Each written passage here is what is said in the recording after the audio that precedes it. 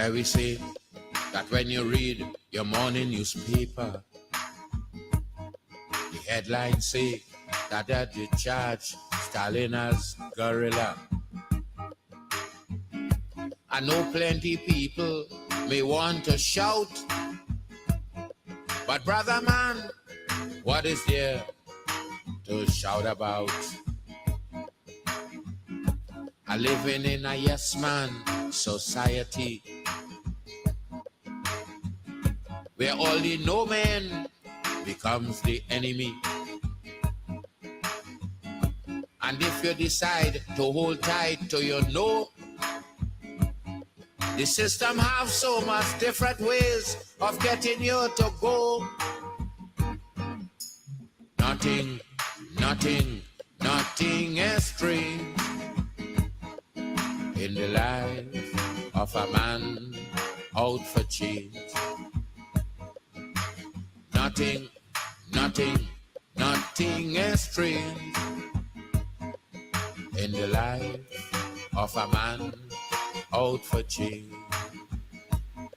The system have a vicious way of operating. It's like a vulture when it's about to attack its victim. Once you say the wrong and feeling you're right, it can attack you like a thief in the night. One day you're wealthy, next day a pauper. One day a hero, next day a traitor. And just play you smart and too intelligent, you could die mysteriously in some freak accident. Nothing is strange in the life of a man out for change. Once you don't want people talk for you and wouldn't do the things that they want you do, your life is safe whether night or day, because any number could play. Nothing is strange in the life of a man out for change. Ba-dum, ba-dum, ba-bum-bum-bum. Ba-ba-da, ba-ba-da, ba-ba-da. There are crimes the system commits could fill your eyes. Let us take the brutal murder of Sister Jean Miles, a woman whose first love was that of her country. Her second love, I know, was honesty. Jean went and exposed a gas station racket. Behavior like that, the system won't have it. And when they attack and turn things around, the system brought Jean worse than any beggar in tongue. Nothing is strange in the life of a woman out for change. All I know about the system and its working, a better life for my people, I must keep fighting. I cannot be destroyed, I'll tell you why. Tell me how many times can a man die? I die on the shores of Africa. I die in 37 with Uriah. I die outside the square demonstrating with dagger. So charging me as a gorilla, that is only fire. Nothing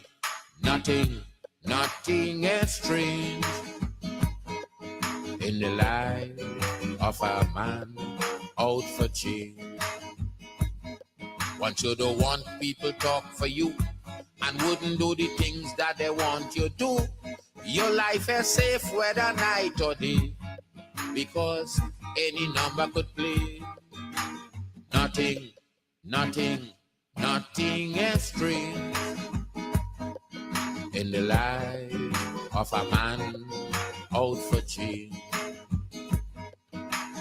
Nothing, nothing, nothing is strange in the life of a man out for change. Nothing, nothing, nothing is strange in the life.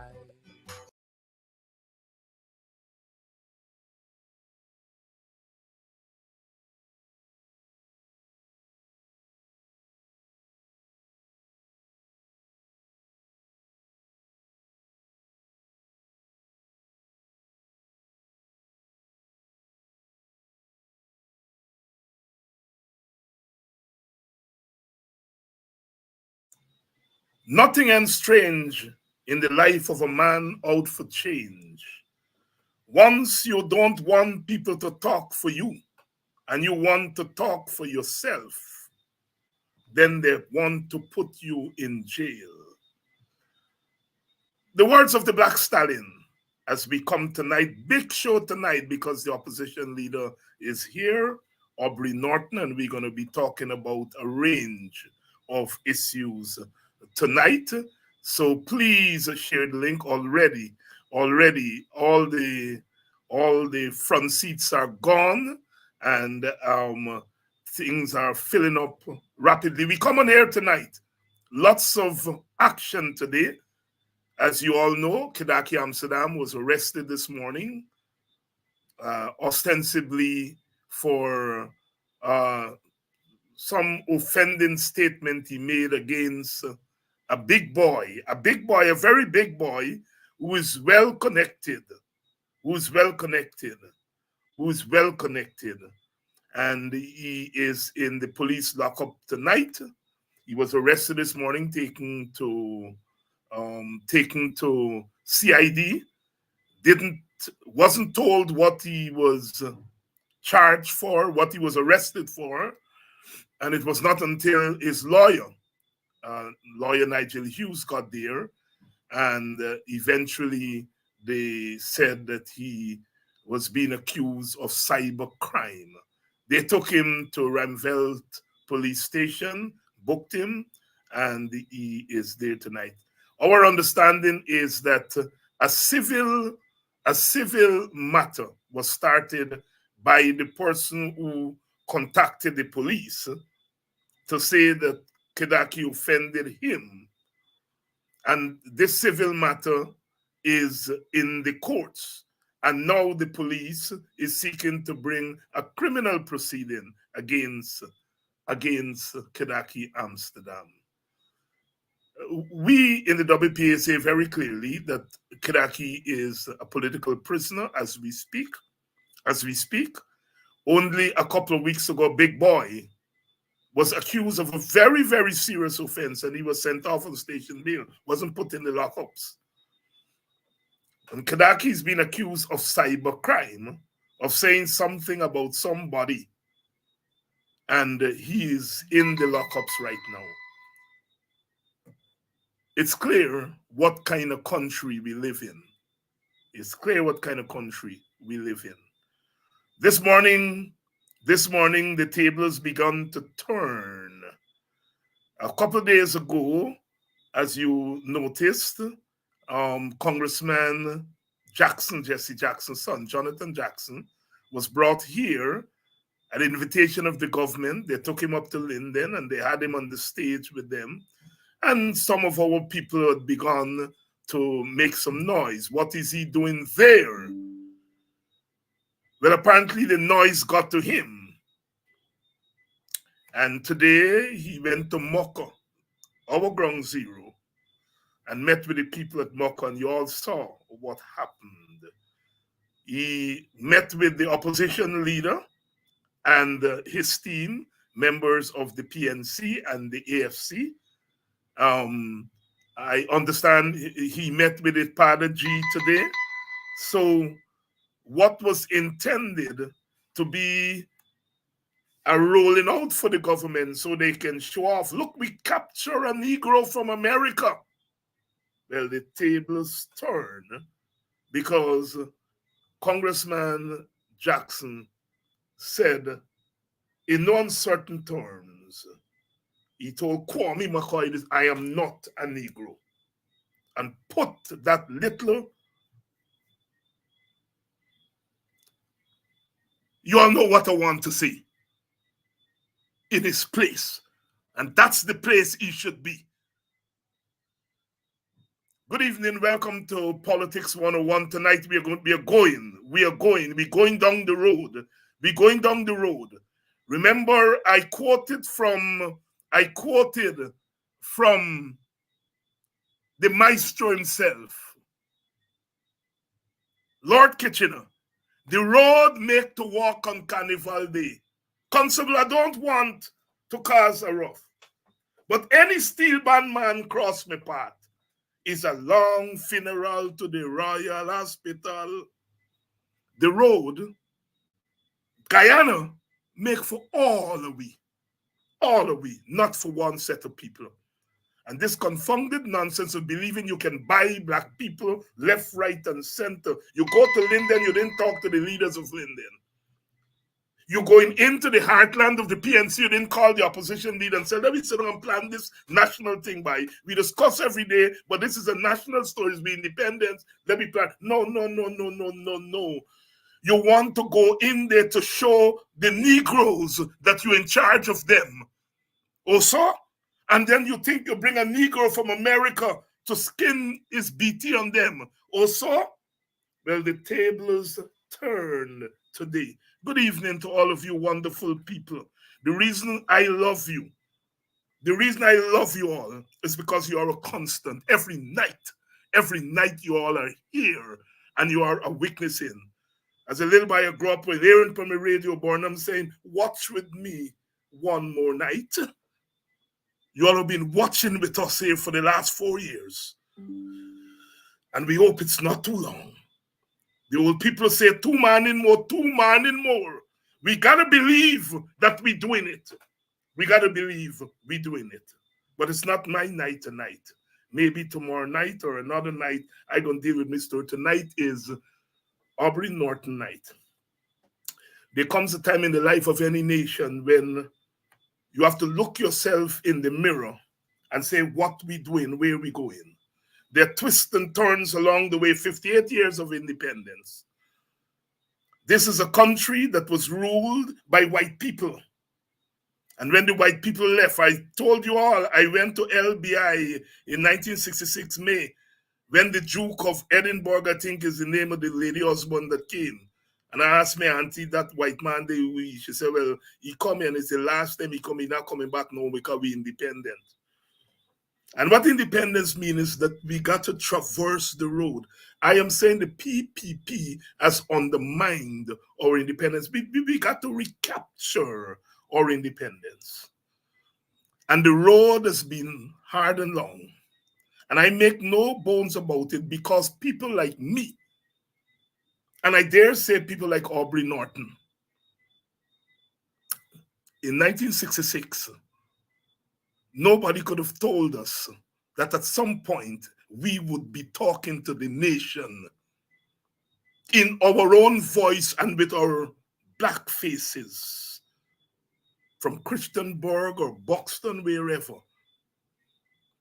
I'm not getting into partisan politics. I'm merely stating the obvious. And I'm trying to rally you all here and the rest of the country to understand the pivotal moment.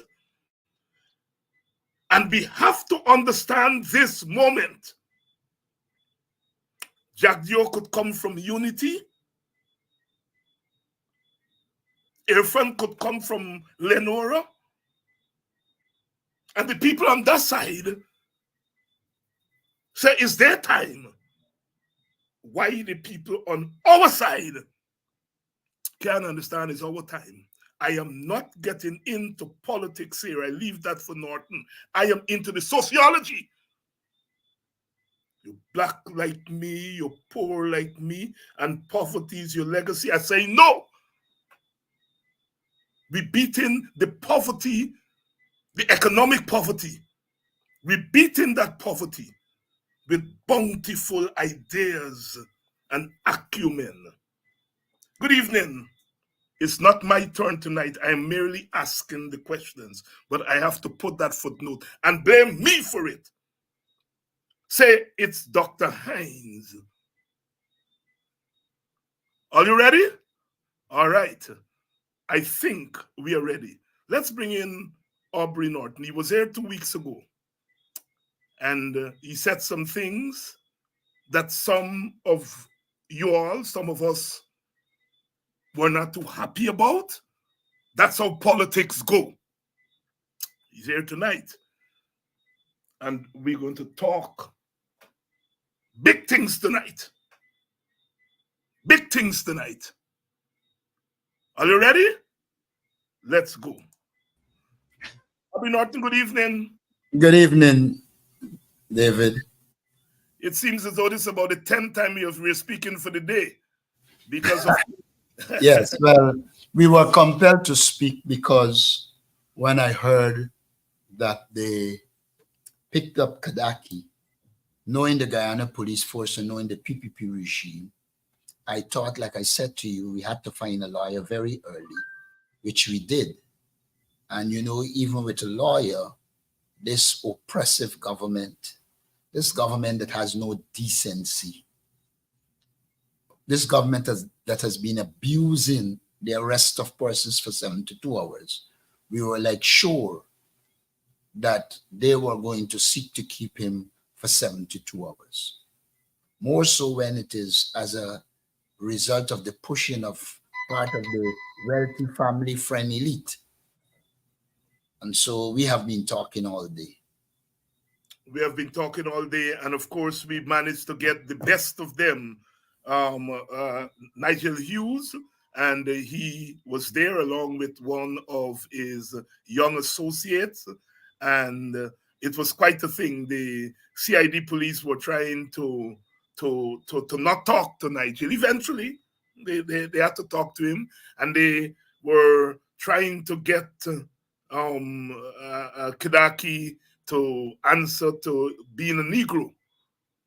And Nigel Hughes said, no, he's African Guyanese. You got to take that out from there because he's not answering to Negro. And they had to take out Negro man, and put African Guyanese. It was quite a scene there. Eventually the police came around and so on. But what was clear is that the CID people were telling Nigel they were carrying out orders. They were carrying out orders. Are you surprised?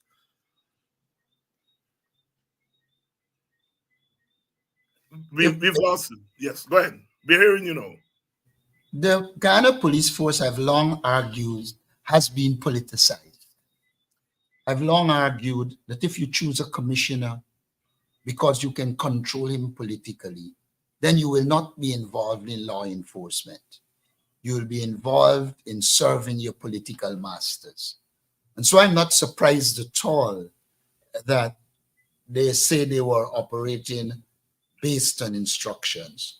What I found interesting is you have someone like Critic, and I call his name without fear, who curses, abuses, go on very ridiculous, and they have never charged him for a cybercrime.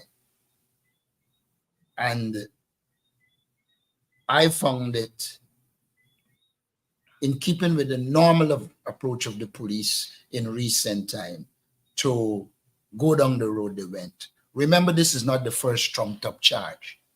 From the time this government returned to power in 2020, they have trumped up charges against many people, and until now they cannot prove one because they are just that trumped up charges.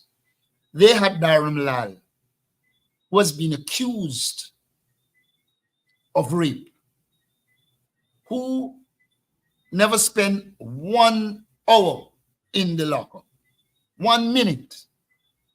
But a man who you allege commit a cyber crime is going to be there for 72 hours. And so I agree with you that he is a political prisoner because he's not being dealt with within the confines of the law. He's being dealt with at the whims and fancies of the likes of Jack Dale and the Irfan Ali, who are trying to convince people this is one Guyana when they have one treatment for African Guyanese. They have one treatment for the political opposition. But when it comes to crimes on the side of the people from the government, there is another treatment. And so there should be no illusion, none whatsoever. This government is a racist government. All of us want to live in peace. I think all Guyanese want to live in peace. But there cannot be peace while there is injustice. And I think the government is pushing very hard to have a clash because they believe if there is an ethnic clash, then some of the supporters who are dissatisfied with them will return to them. And so they are doing everything to create a confrontation. So I'm not at all surprised with what they did with Kadaki.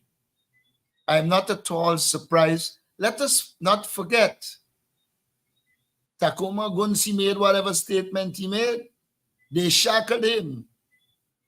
They brought some kind of charge. Has it ever been heard? Yes, it is in the it's limping its way through the courts. Correct. Which tells you that they are using the police to punish people they perceive to be their enemies, even without any evidence of any crime. And when people who are close to them commit crimes, like you had the REO in Region 9, which is alleged was involved in a shooting with a young lady. Nothing has happened to him, except he is doing everything now to please the PPP in the region. They pulled Winston Jordan before the courts. They lost. They pulled Christopher Jones. Well, the one with me, it didn't make any sense. But all of these cases went through the door. So you know what they're doing is political harassment and victimization. Political harassment and victimization. Aubrey, we have a lot of ground to cover tonight, and I want to ask you some straight questions because I think you are leading the opposition, you're leading the PNC at a critical moment, a critical juncture in our history. We talked about that juncture the last time you were here 2 weeks ago, and I think there are all kinds of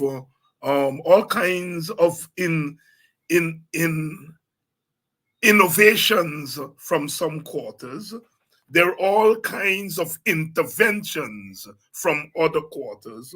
And I think it comes with the moment that you are part of. And the moment and the person and the place are all wrapped up together in what CLR James called the fusion of time, place, and person. And I think that you should appreciate that you have to deal with some questions that maybe some of your predecessors did not have to address front on. Aubrey, over 200,000 people voted for the coalition. But there are more people. There are those who didn't vote. There are those who belong to the constituency that because of age or geography didn't vote.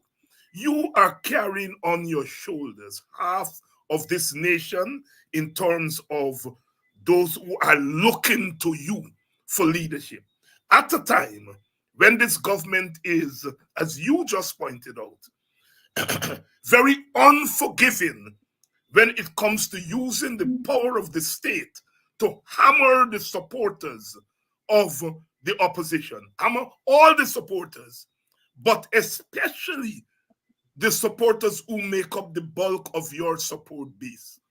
And as a political scientist, you know when people are being hammered, they look for leadership, they look for direction.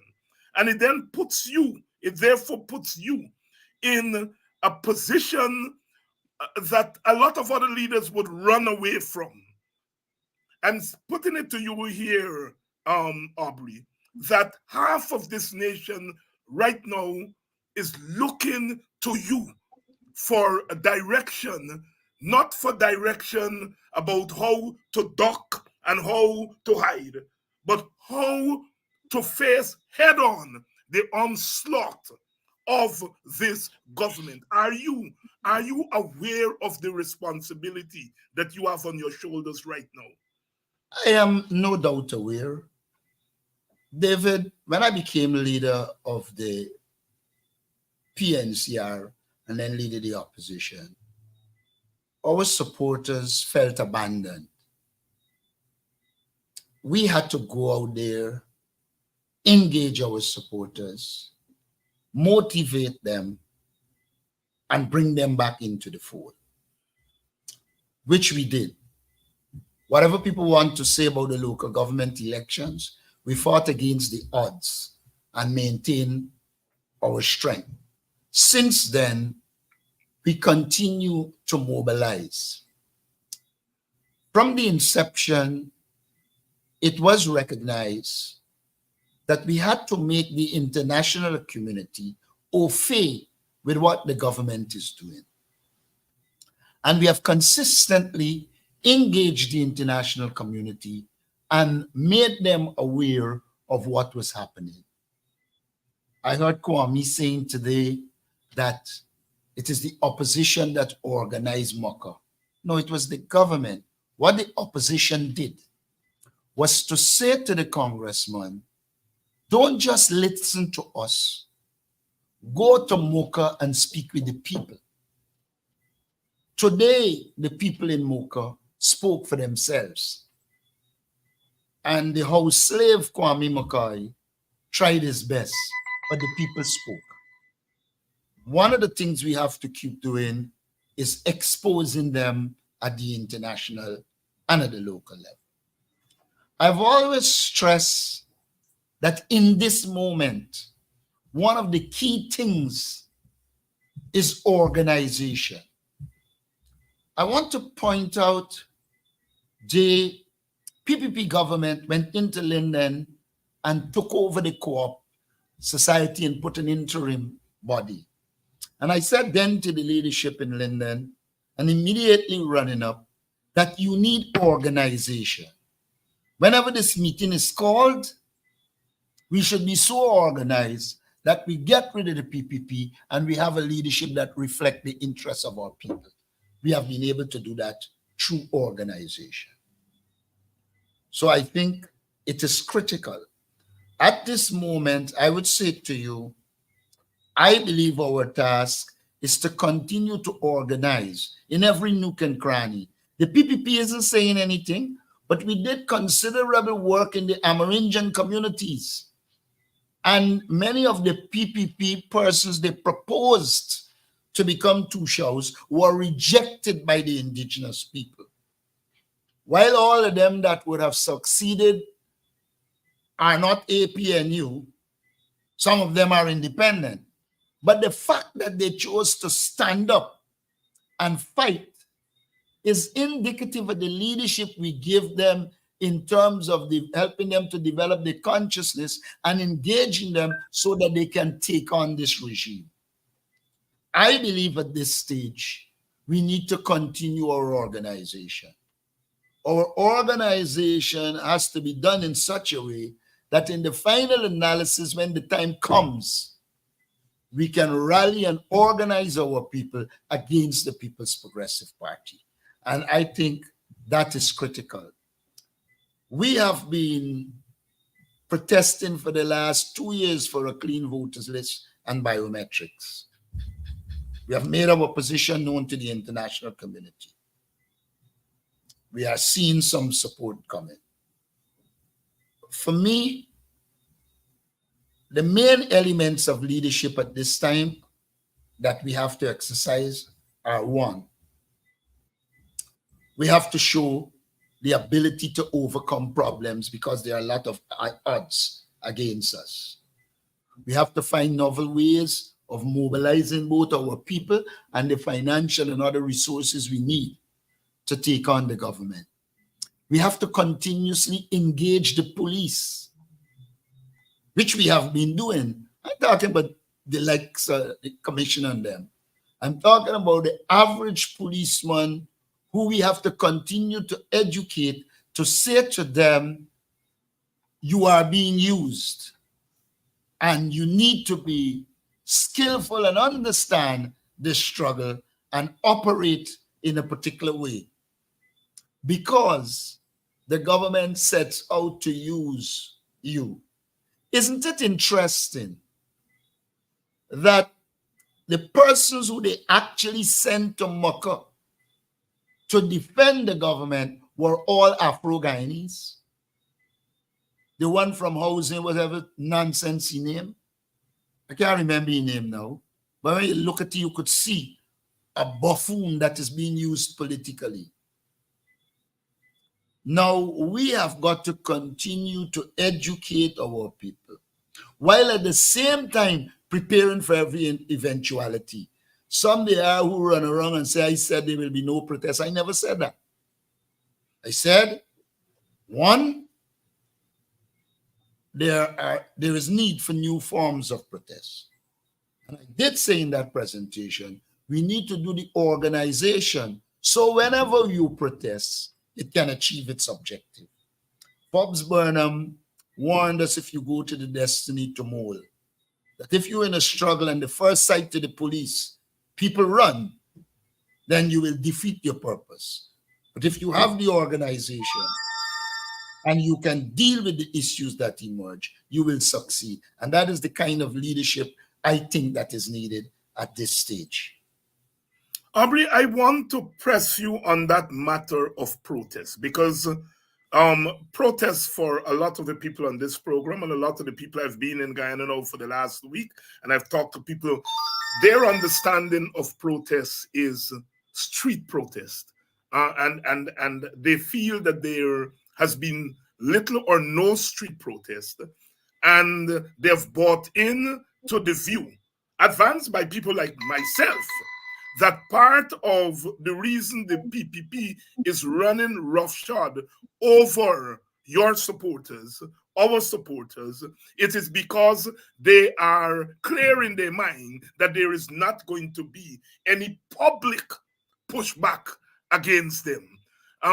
Can you respond to that? Can you speak to those people who are saying that, yes, you have to organize, but organize for action? Can you speak to these people who are calling for some manifest action against this government in order to push them back? I do believe that there is need for manifest action, but a manifest action cannot only be street protests. We, over the years... Yeah, Aubrey, I hear you on that, but I want you to speak to street protests. Now, we hear other protests, but what about street protests? Now, your political personality in itself was built at a time when street protest was used quite effectively to push back the government in the 1990s. So I would like you to address the question of street protests. Are you for street protests or you are not? I am for any form of a protest that is appropriate. If street protest is needed at the time, I will have no problem. But I do not believe that our first option should be street protests. Let me say this. In 1997, 98, when I was General Secretary of the party, I was in the forefront of street protests. At the time, the public servants were in a different situation. Now, even at the end of those protests, you had to end up engaging the government to achieve your objectives. If street protests is going to bring the outcome of us being in power and being able to deal with the People's Progressive Party, I will agree to it. But if at the end of the street protests, you have to go back to the table with the government having the upper hand, I do not believe it's the best thing at this stage. And I do believe there are other forms of protests that we can engage in and achieve some objectives. Unfortunately, some of them I cannot discuss here. Are there any that you can discuss? I wouldn't want to, but I think we can organize for workers to go to work and don't work. But I don't want to go down the road. There are a number of things that can be done. What happened in Mocha today is an indication that you can push back on the government without necessarily running to street protests. And you like it or not, it came from organization. And it meant we had to have the capacity, because don't forget, the PPP was spreading all kind of wrong information. We had to have the capacity to, between the time we left the congressman yesterday, last night for a matter of fact, so this morning at 8, we had to have the capacity to engage our leadership at Mocha and fill that building so that the truth could be known. And I said to you, that is a manifestation of organization. I spoke to you just now about what has been happening in Region 9. And it is from our outreach there, we engaging in communities, having our little organization set up so that we can achieve our objectives. And so I do believe that there are a number of options open to us, and street protests should be last resort. And if ever you go to street protests, it cannot be. Two things must happen if you go to street protests. And I want to refer here to Linden. When we were looking at the protests in Linden with the electricity matter, I don't know if you remember. Yes. One of the first things I said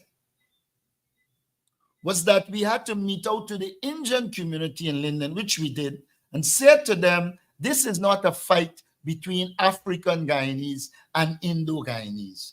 This is a fight between a cruel PPP government and people who they are oppressing.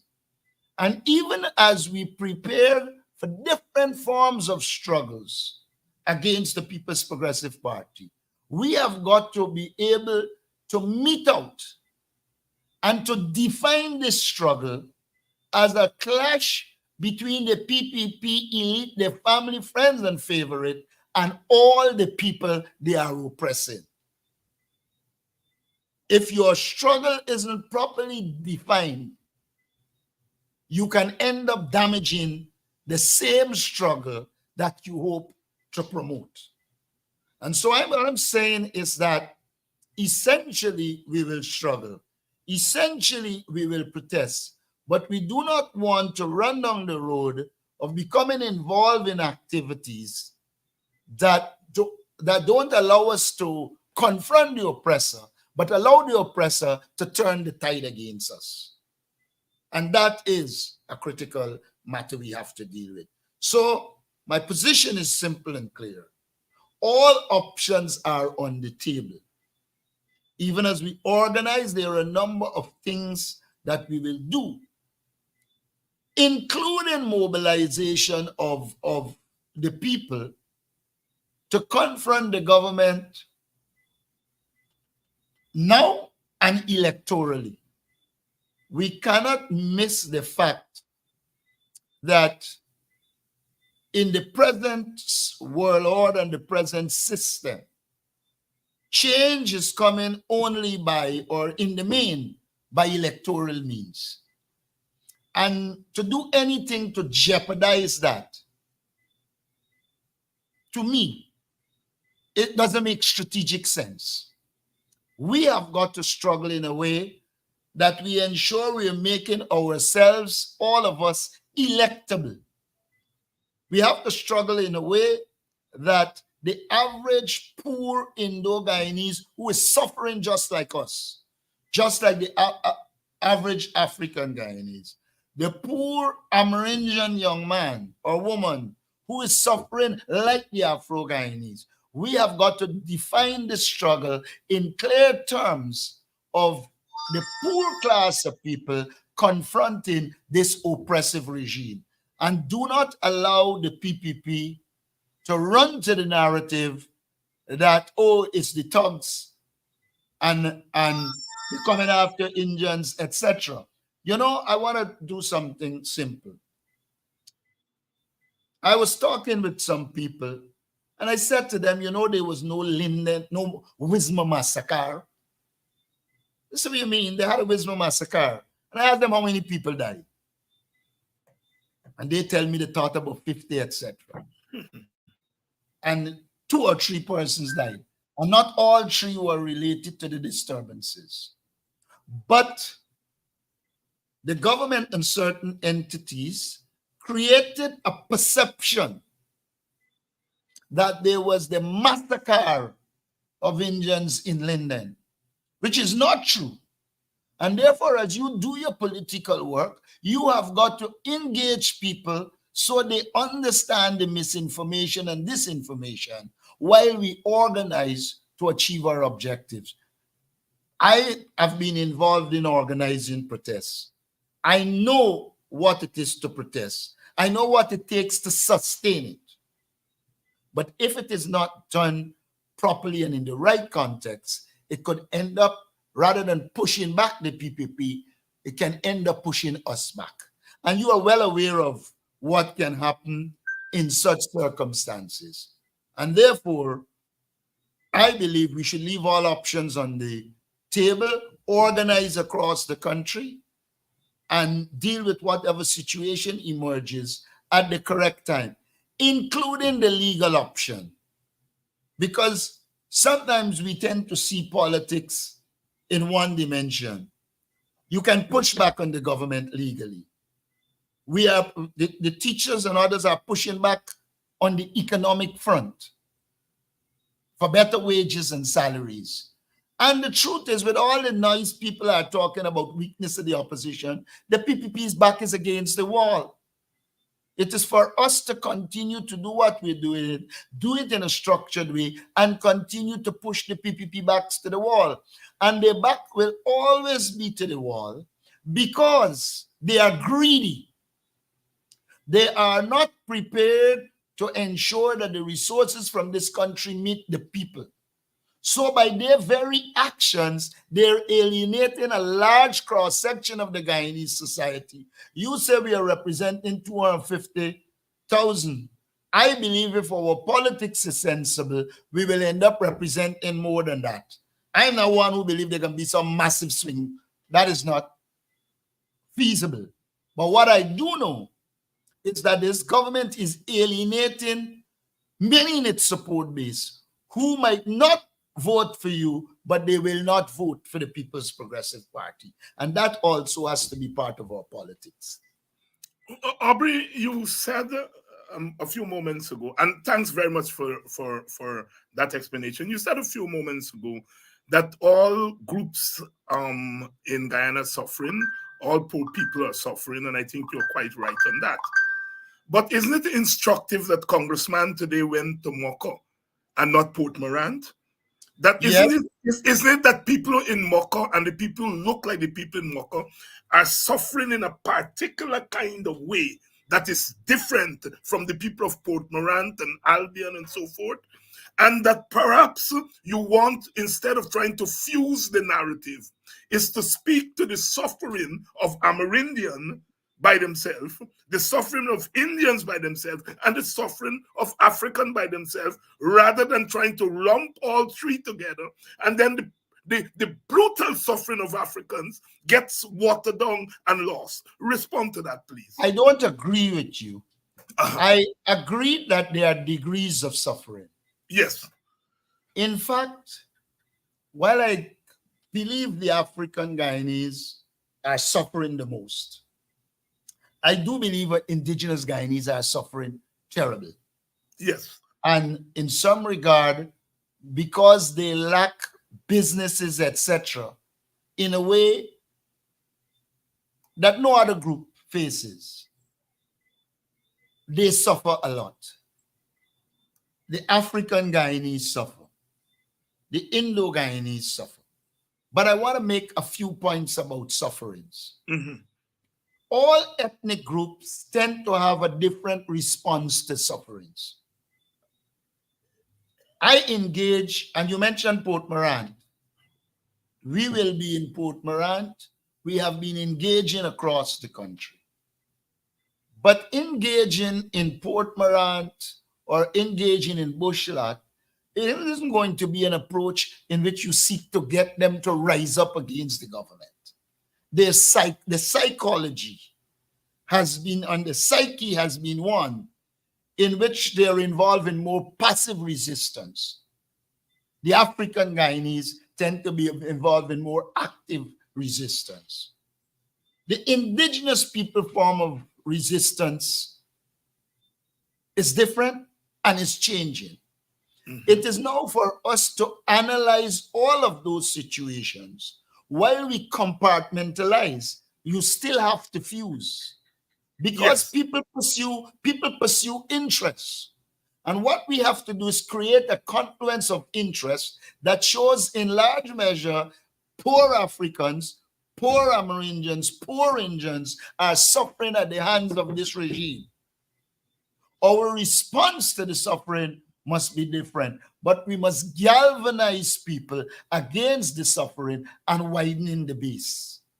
And one of the next things we have to do is to begin in a very short while to seek to widen the alliance, to bring in others who you might not believe are willing and involved.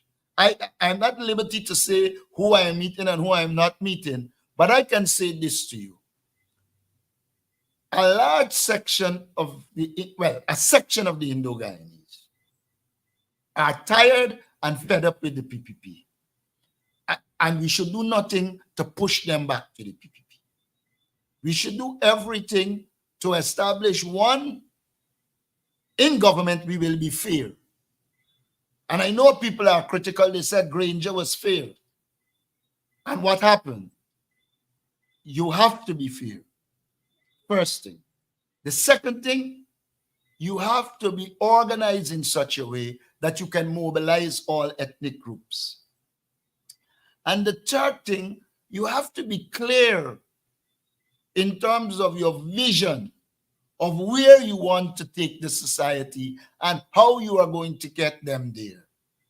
This morning's exercise exposed the government for what it is. I could have sat at the Marriott and told that congressman everything, which I did. But when he arrived in Mocha, and he saw the behavior of the government, he saw the ineptitude of Kwame McCoy, and he saw how the people who suffered at the hands of this government reacted, you would have achieved the objective you set out to achieve. And I believe in achieving your objectives rather than just being sensational, flamboyant, and then you're not achieving anything. Aubrey Norton, leader of the PNC and opposition leader, here tonight answering some questions. Aubrey, I have been very clear in my approach to opposition politics, and by extension, my party, the WPA, is that we are not rocking the opposition boat. We are, whenever we are critical, we do so in a respectful way and try to be objective as we can. I have come under a lot of pressure in recent times for what people perceive as my over-the-board support for you and for the PNC.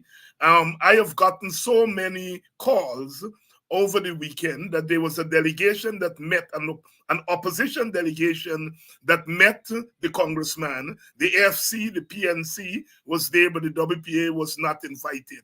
And I'm putting on the screen there Floretta's question. We want to know when the WPA will be back in the coalition.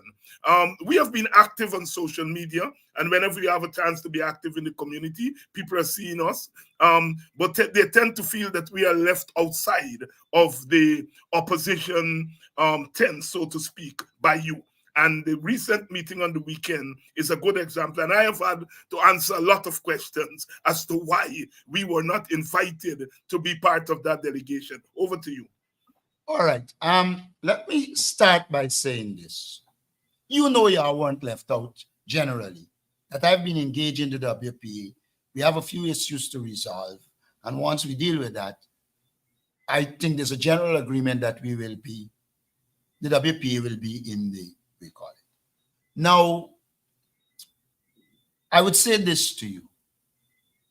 I will acknowledge that I probably should have included the WPA. Now that we would have spoken, once it is not a restricted parliamentary delegation, I'm saying to you, I'm prepared, once there's the scope, to involve the WPA. Now, I am not one who believes in coalition. All of us have to have the same view.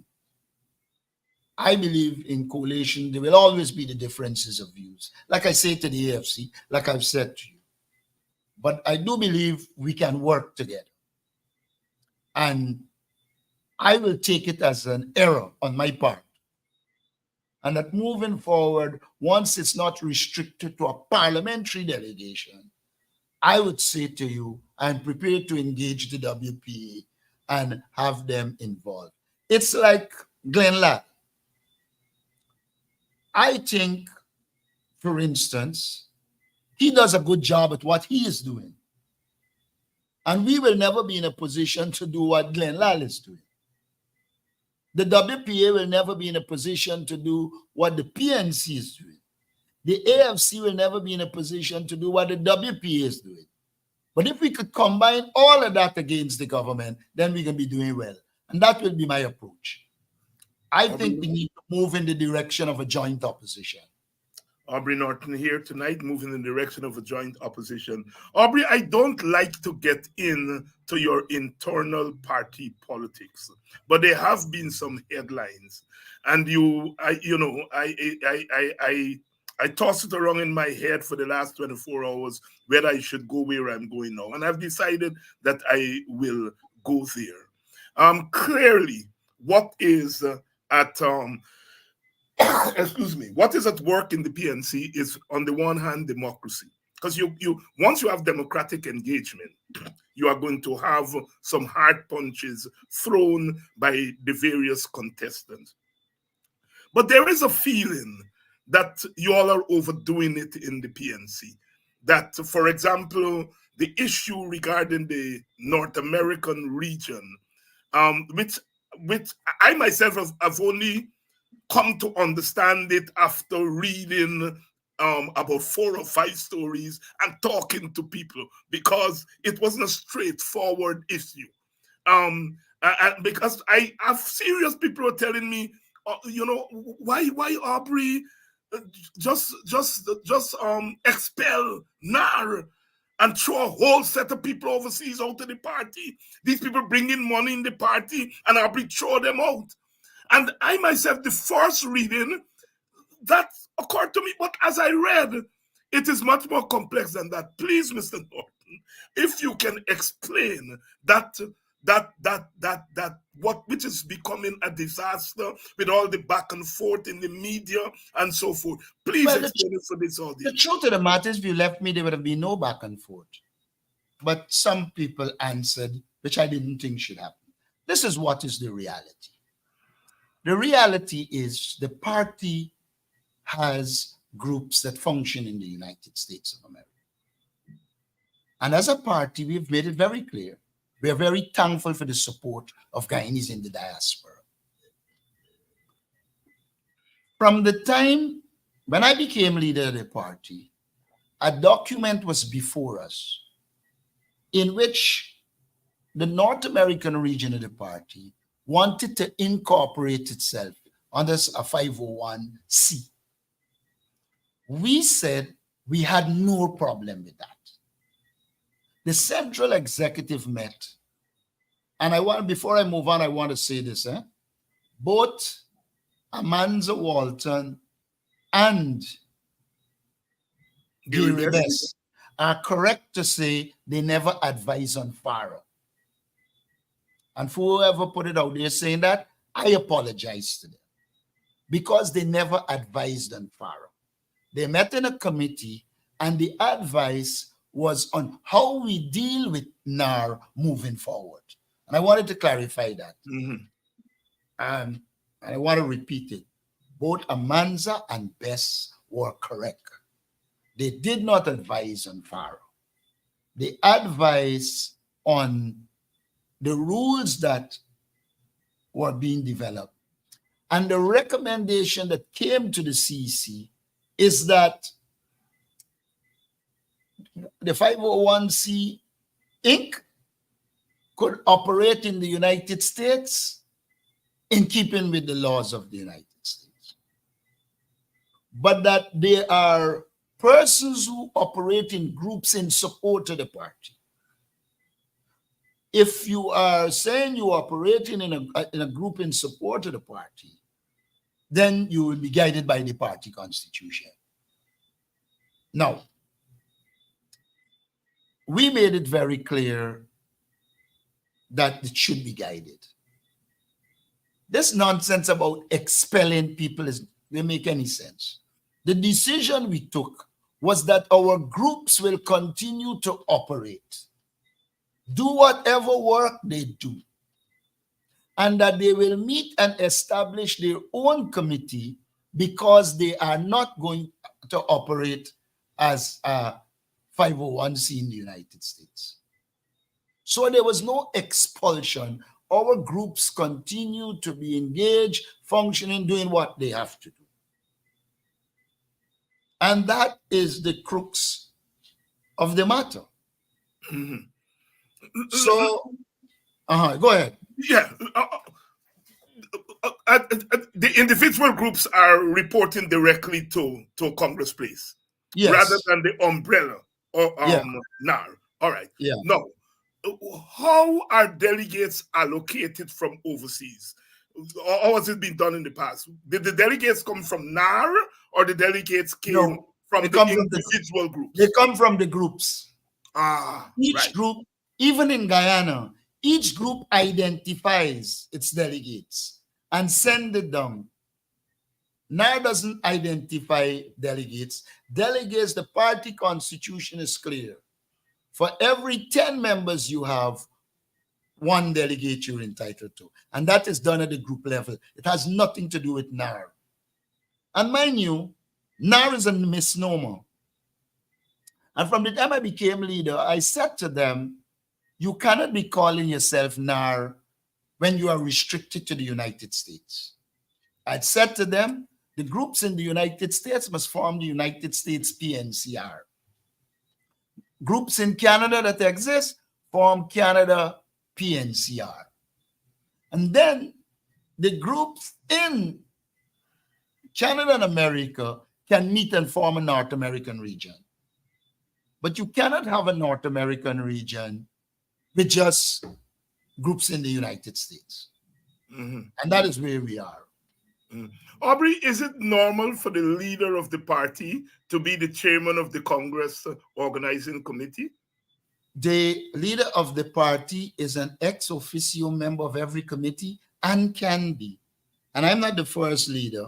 When I was general secretary in 1997, the director of Congress was Desmond White. And I was general secretary, and there was a Congress administrator.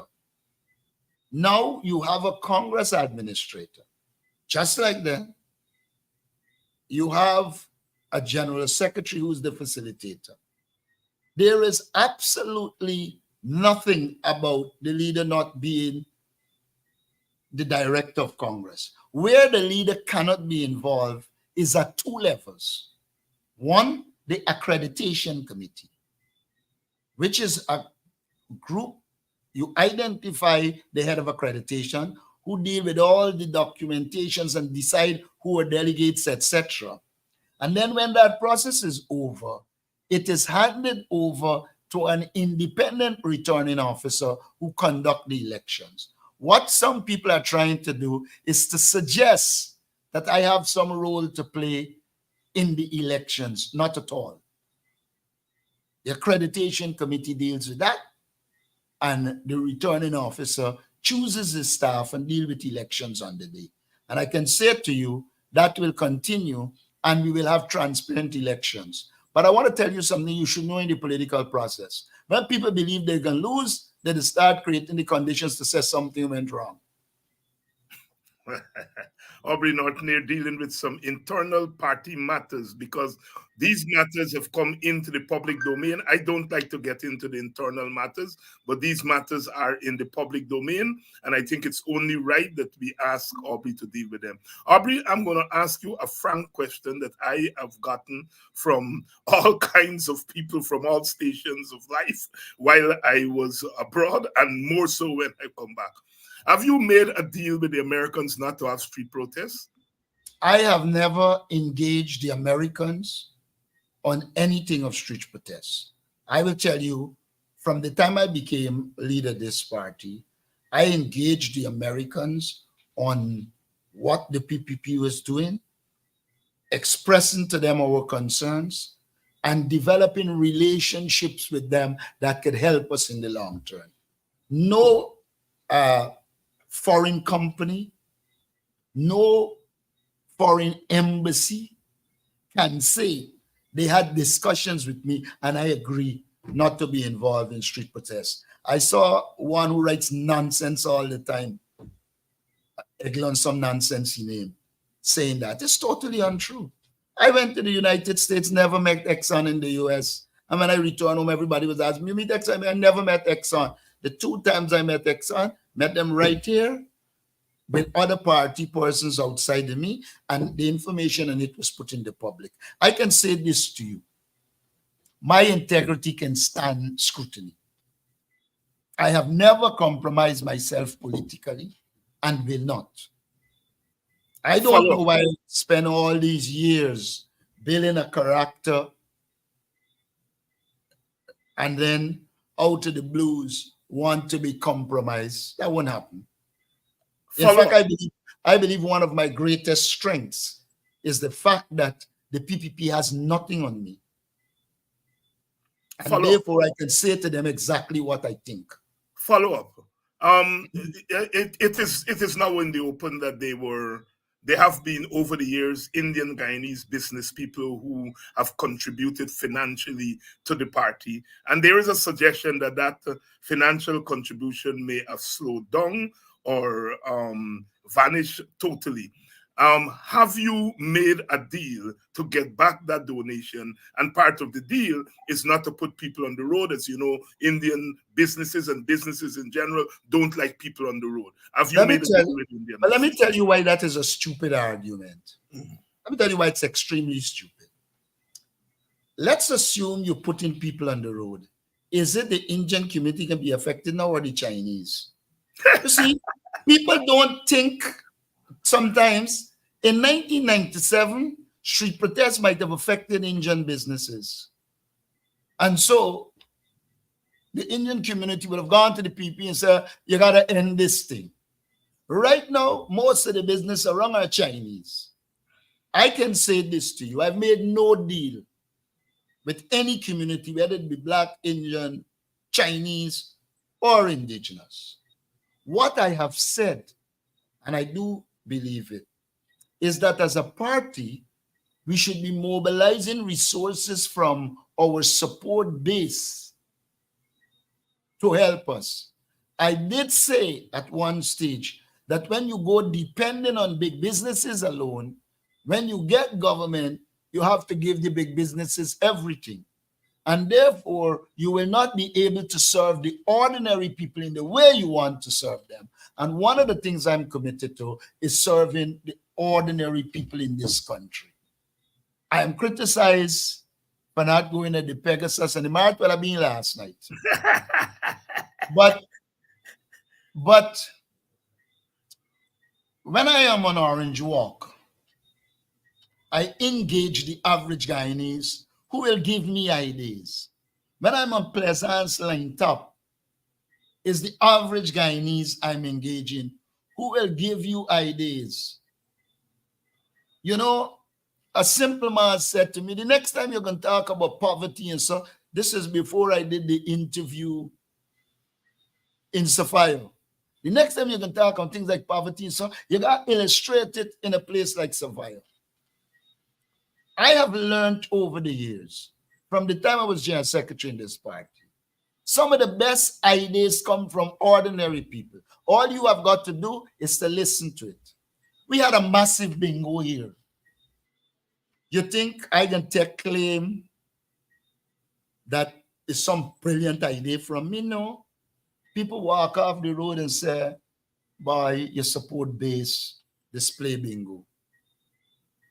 One way for us to mobilize and organize them is through a bingo. And I am happy that Sunday we organized one and many people in the support base benefited because they won $5.6 million in one night. And so I can say to you without fear of successful contradiction, no businessman can say they engage me about street protests and I agree not to be involved in street protests. One of my smartest viewers and who is a supporter of the opposition, I met her, I sat for about 3 hours at a table with her at Sister Marshall's funeral, and she gave me some instructions. I didn't know she knew me well. I also didn't know I know people who related to her, but she has a comment there that I want you to address there. For the past 100 years, only Guyanese will do that. For the past 100 years, the PNC dreaming of crossover votes at the expense I never said anything about crossover. benefit of their. No, I know you didn't say it, but I would like you to address it. I would like you to address it. Listen to me. Yeah. I have said nothing about crossover votes and wouldn't say anything about crossover. Okay. I have always said, one, once we can turn out the base, including the mixed race that vote for us, once we can have a certain percentage of the indigenous vote and the small amount of Indo-Guyanese votes, we can win and will win an election, as 2015 would have shown.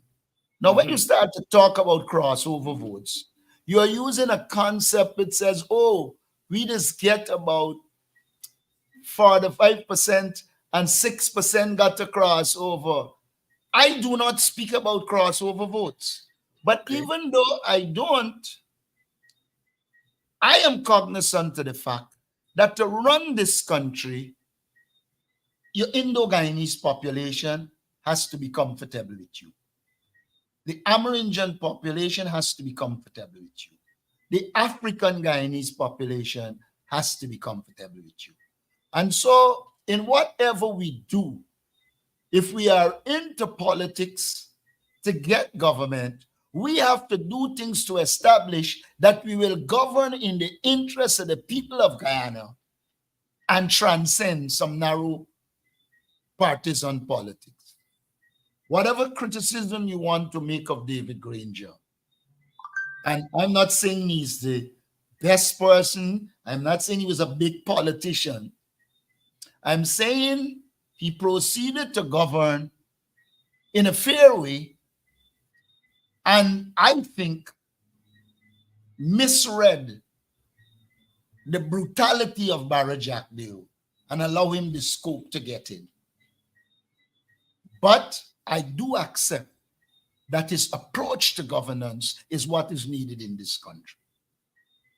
His approach to government is what is needed in this country. But Aubrey, of course, this approach to governments must acknowledge the opponents you're dealing with are cruel, and you can't be a priest. I have always argued, if you're a priest, stay out of politics, because you're likely to meet beasts. You can treat the people in a priestly fashion, but when you're dealing with the opponents you have, if they're beastly, you have to be like them. Aubrey, I'm going down the road with you here tonight.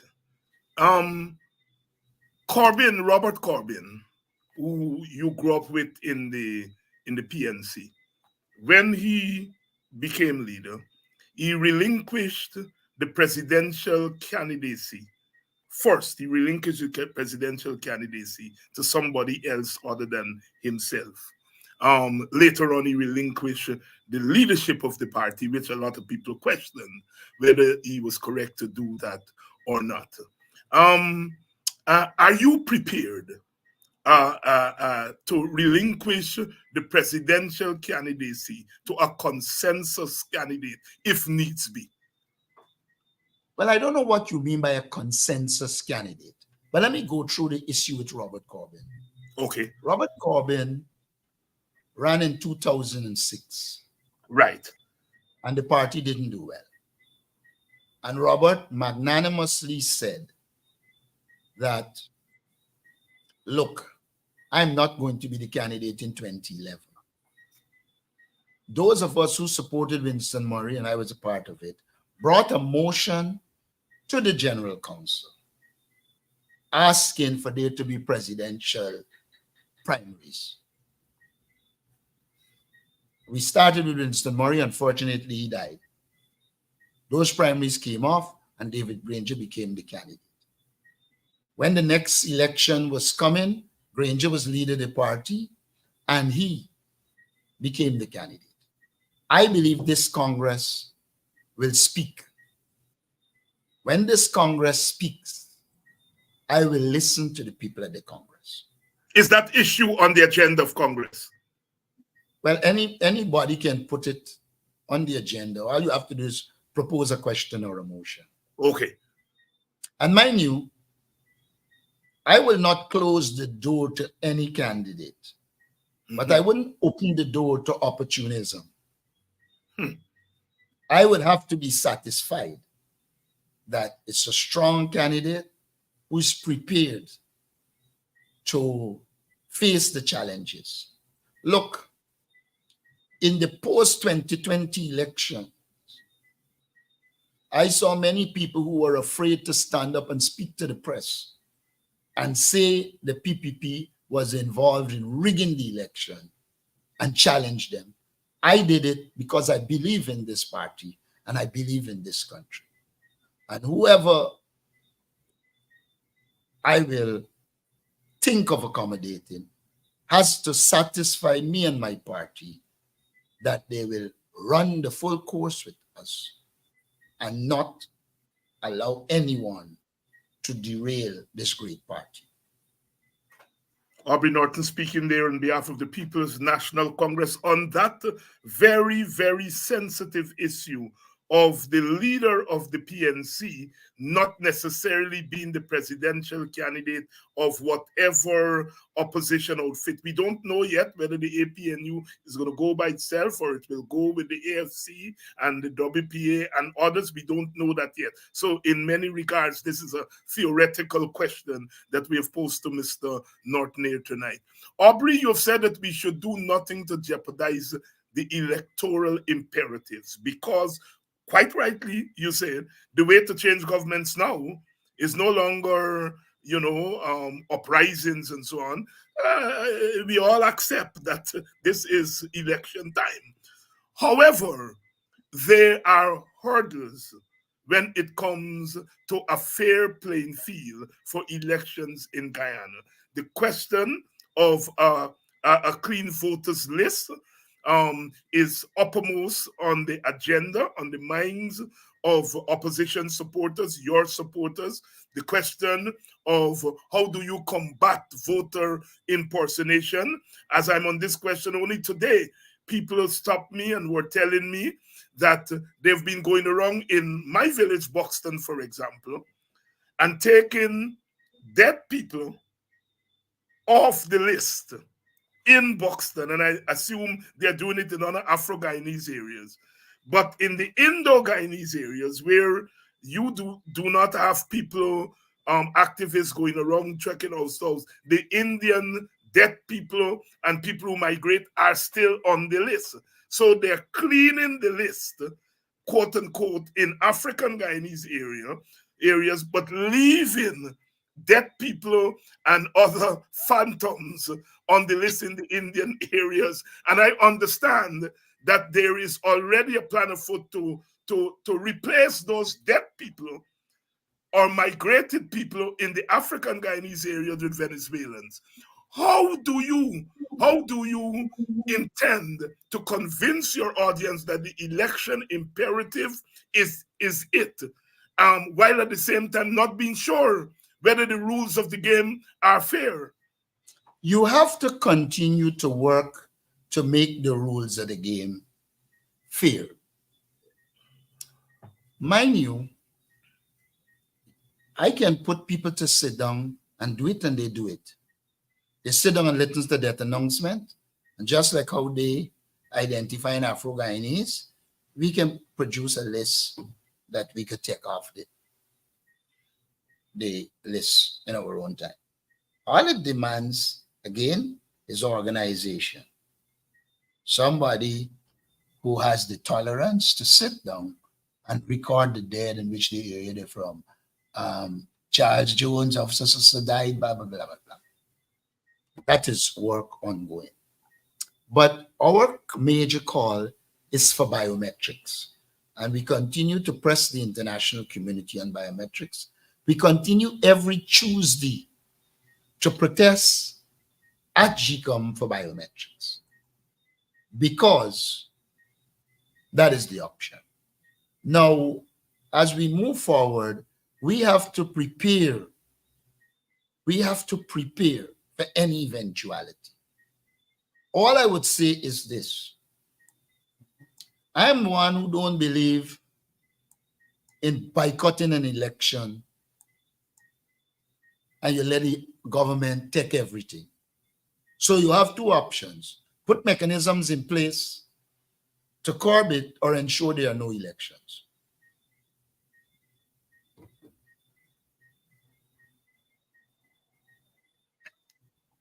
You're still with me there, Aubrey? Yeah. Dr. Henry Jeffrey, in his column this past weekend in the Village Voice, and also it has been distributed on other media platforms, said that the PNC, the PNC must lead the way to constitutional reform.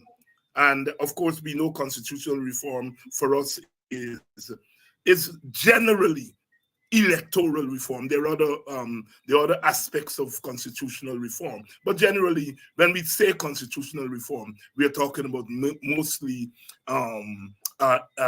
electoral reform. Is the PPP prepared to lead the way to constitutional reform? But before even you go there, do you have confidence in this Constitutional Reform Commission? You have nominated people to the Constitutional Reform Body. Do you have confidence in that body? And the answer is no. Are you prepared to lead the way? The answer is no. We are prepared to be in the forefront of the ideas for change, but we have to live in the real world. The PPP has packed the Constitutional Reform Commission with PPP lackeys, and therefore there isn't going to be any significant change that the PPP doesn't agree with. And so I would say this. If you didn't name it, they would say you don't want constitutional reform. We name them, we will go with our ideas, but we are not optimistic that the PPP wants constitutional reform. And if they want constitutional reform, it's to make this society more dictatorial. We, however, want constitutional reform that will make the society more democratic. But with the PPP, I mean, if Jack Leo could get up and say he can clean up corruption, I mean, How does a man who's accused of the most corruption in this country be telling people that he can clean up corruption? It's like charging Caesar to be tried by Caesar. You're putting cat for watch milk.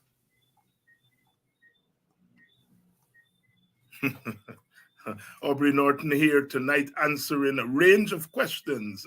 Some of the questions are questions that you have been posing, and other questions that are not posed there tonight, but questions that have been going on in my mind. Aubrey, Congress is going to be in a few weeks. We're already at the end of May. So basically, you have 4 to 5 weeks to go for Congress. I'm going to skip over those who are saying that there's not enough time for Congress, because I don't think that's an issue that the audience here is much interested in. What people are asking is, after what is likely to be a bruising, quote unquote, campaign, is there room for amending offenses, a coming together of the various contestants after the elections? I guess what I'm really asking, how would you evaluate the relations, the political relations, the camaraderie relations? And I assume you all in the PNC haven't thrown out comrade yet from your lexicon, right?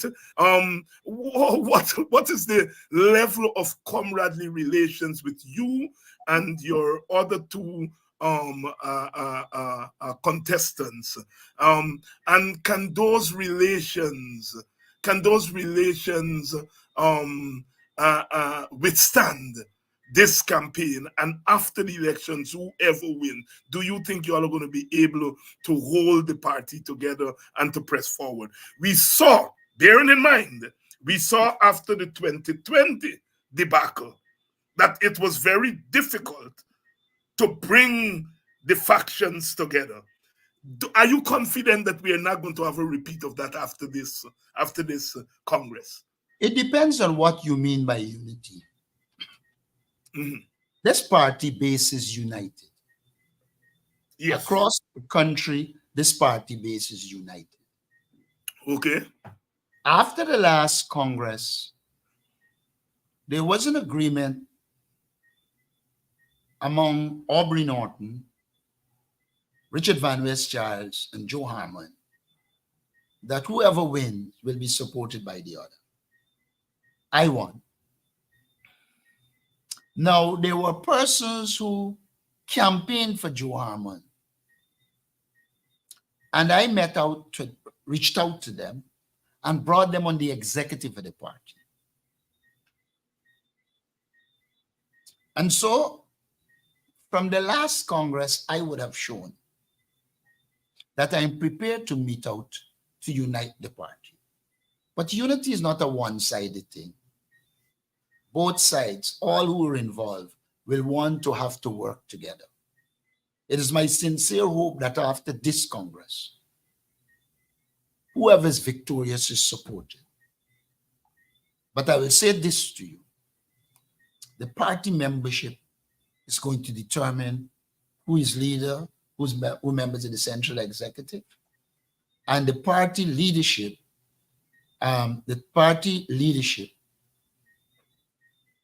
is very clear that having gotten the mandate from the party, we will operate in the best interest of the party. I do believe that we are guided by a constitution, and all and sundry in the party should be guided by the constitution. You know, there are many people who say to me, expel this person, expel that person. The party can set up a disciplinary committee and deal with those who are just damaging the party in the public domain. But I'll say this to you. I believe we will allow all and sundry to campaign, allow the people to decide, and once the people have decided, we will move forward in a united way. And mind you, it's unity of purpose, not unity of people. People mix up unity of purpose with unity of people. Sometimes it is difficult to get everyone to be united on the purpose. But once you have the mass united on the purpose, you can give them leadership, move forward, and be victorious.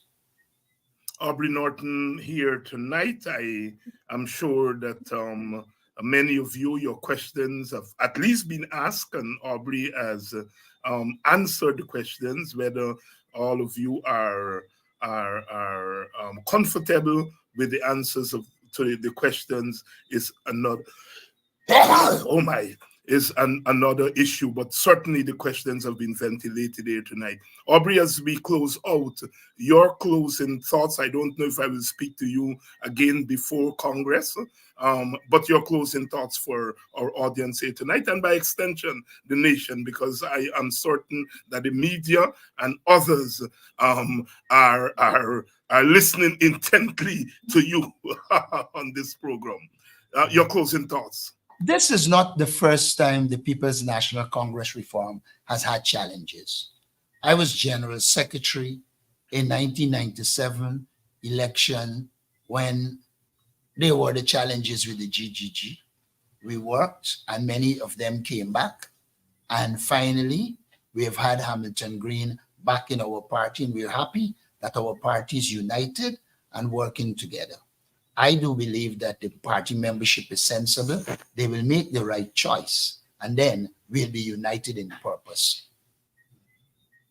Aubrey Norton, opposition leader, leader of the PNC, leader of the APNU, thank you so much for graciously agreeing to come back so quickly to Politics 101 to deal with these relatively tough questions, especially the question of protests and street protests and so forth, which has been really engaging people at all levels, both, I assume, within your party, but I can tell you outside of the party on these programs. And as I have walked through a couple of villages in Georgetown in the last week, people have been stopping me to engage on that question. And I have had views on both sides of it. Thank you again, my brother. I want to say one last thing to you. Yes. In leadership, there will always be a multiplicity of views. Mm-hmm. It is leadership that has to sit down and decide what is strategically best and give leadership to people so it can be done. I am giving a particular kind of strategic leadership to this party, and most people in the party agree with my leadership. Thank you. Most people in the party agrees with his leadership, and of course that would be tested at the upcoming Congress when there is going to be an election for leader. Aubrey, are you going back with your same slate, or Well, I don't know what you mean by the same slate. But let me say this to you. Let me just say this to you. Yeah. Young Sherwin Holder is a young engineer, chairman of this party, who's shown that he has intellectual capacity, and he works in the Essequibo and does work there properly. I don't think anybody will question Vince Roy Jordan's ability, since he has been shadow minister of agriculture. He has been doing well. But the next vice chairman is one of our best organizers on the East Bank, Elizabeth Williams-Niles. You don't want to change a team like that. So you're going back with the same young team. And I will bring in more young people. Bring in. You know, a lot of people forget that in this last 2 years of leader, I've exposed a number of young people who showed they could stand on their feet alone. That is critical for me. And that will have to be the last word. Aubrey, thank you very much for coming. Thanks for having me. And have a good evening. You and your audience. Thanks very much.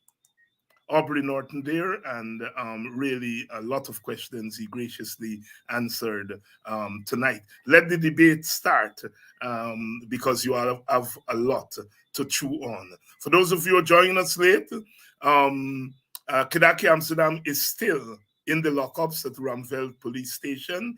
We'll see what happens tomorrow, whether they are going to try to stretch him out for the 72 hours. But he has seen his lawyer, and we are going to see what tomorrow brings. So I'll be back here tomorrow, and tomorrow morning there is going to be Guyanese morning time. Myself and Mark Benchop are going to hold the fort for Kedaki Amsterdam in the morning. The show must go on, and in solidarity with our brother, we are going to make sure that the Buxtonian morning time is not interrupted until he comes back to the seat. Say a prayer for him, and continue to spread the word. I want to report to you all that the Kedaki incident has been brought to the attention of Congressman Jackson. He's been briefed on it. He's aware of what's going on. And as we said, that visit has not turned out to be what the PPP wanted it to be. He has listened to the opposition side. He has listened to African Guyanese. Some people are saying he shed a tear as he listened to the people of Mocha today. And we have briefed him on the arrest and the incarceration of Kedaki Amsterdam, and we are going to continue to monitor him. Rest assured that we are not lying down and taking this. We are going to be as proactive as we can be. Good night. Good night. And I'll see you all tomorrow morning, first on the Buxtonian Guyanese morning time, and then, of course, tomorrow night on Politics 101.